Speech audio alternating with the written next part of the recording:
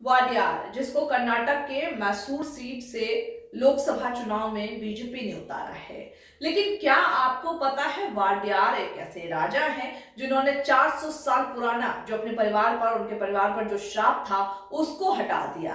कैसे, ये भी हम आपको बताएंगे। आपको बताते चले कि वाडियार जो है वो एक अच्छे शासक थे और शाही परिवार, एक पूर्व शाही परिवार था जिनके वो वारिस हैं। यदुवीर कृष्णदत्त चामराजा वाडियार इनका पूरा नाम है। और इनके अगर बात करें तो भले ही आज के समय में, जैसा कि हम सभी को पता है कि राजा शासक ये सब नहीं होता है, लेकिन इसके अगर इसके इतर की बात करें तो वाड राजा को आज भी जो उनका क्षेत्र है वहां पर उसी तरीके से इज्जत दिया जाता है। अगर किसी के घर में कोई हवन यज्ञ या फिर कोई भी समारोह होता है तो उसमें उनका आमंत्रण भी बिल्कुल शाही अंदाज में आता है और उनका स्वागत भी उसी अंदाज में होता है। लेकिन इन पर यह भी है कि 400 साल पुराना जो अपने परिवार पर एक श्राप था किसी को संतान न होने का, क्योंकि इनका जो परिवार है वो 400 सालों से किसी भी महारानी को बेटा नहीं हुआ था।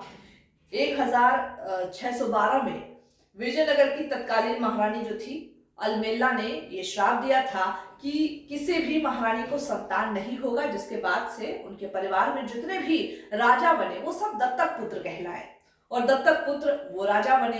इन्हीं में से एक ये राजा वाड्य राजा भी थे।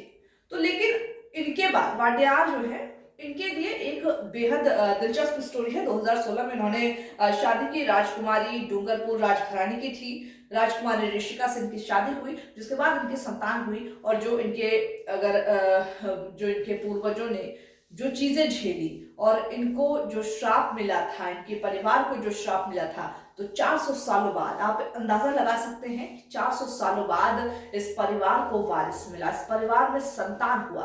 तो अब जो राजा बनेगा, हालांकि अब राजा वाजा होता नहीं, लेकिन उसके बावजूद इनके परिवार पर यह श्राप जो मुक्त किया है वो वाड्यार ने किया है। एक